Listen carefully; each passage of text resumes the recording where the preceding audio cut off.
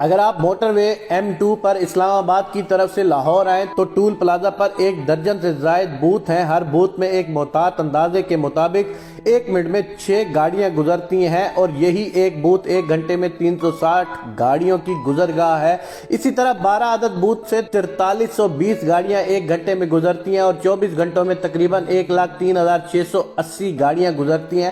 اسلام آباد سے لاہور تک ایک کار کا ٹیکس 1000 روپیہ ہے اور اس طرح بڑی گاڑیوں کا 4-5 ہزار تک یہ ٹیکس چلا جاتا ہے۔ ہم اگر ایوریج ایک گاڑی کا ٹیکس صرف 1000 روپے بھی لگائیں تو اس حساب سے 24 گھنٹوں کے اندر یہ پلازا کم از کم 10.5 کروڑ روپے جنریٹ کرتا ہے۔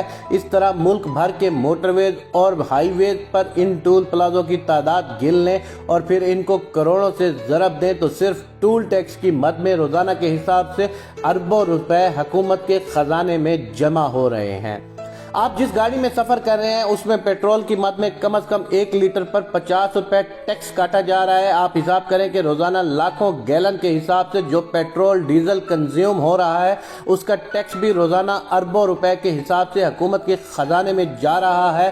آپ جس گاڑی میں سفر کر رہے ہیں اس کو جب خریدا جاتا ہے تو جتنی گاڑی کی قیمت ہوتی ہے اتنا ہی اس پر سیل ٹیکس اور کسٹم ڈیوٹی بھرنی پڑتی ہے۔ آپ جس گاڑی کو اپنے پاس رکھتے ہیں اس کی سالانہ ایکسائز ڈیوٹی بھی اربوں روپے میں جمع ہوتی ہے۔ آپ کے بجلی کا بل اگر 10,000 روپے ہے تو اصل بجلی کی قیمت 3,000 نکال کر بقایا 7,000 روپے ٹیکس ہے جو ماہانہ ہر کنزیومر سے کاٹا جاتا ہے اور اربوں کے حساب سے حکومت کے خزانے میں جمع ہوتا ہے۔ اسی طرح گیس کے بل پر بھی اسی شرح سے ٹیکس لگ رہا ہے اور خزانے میں جمع ہو رہا ہے۔ اب ایک میڈیکل سٹور سے 300 روپے کی دوائی خرید رہے ہیں، ایک محتاط اندازے کے مطابق اس پر تقریباً 40 سے 50 روپے تک سیل ٹیکس ہے جو کہ خزانے میں جا رہا ہے۔ آپ ہوٹل میں کھانا کھا رہے ہیں اور آپ کا 5,000 بل آ گیا تو اس پر تقریباً 500 کے قریب آپ سے ٹیکس کاٹا جائے گا۔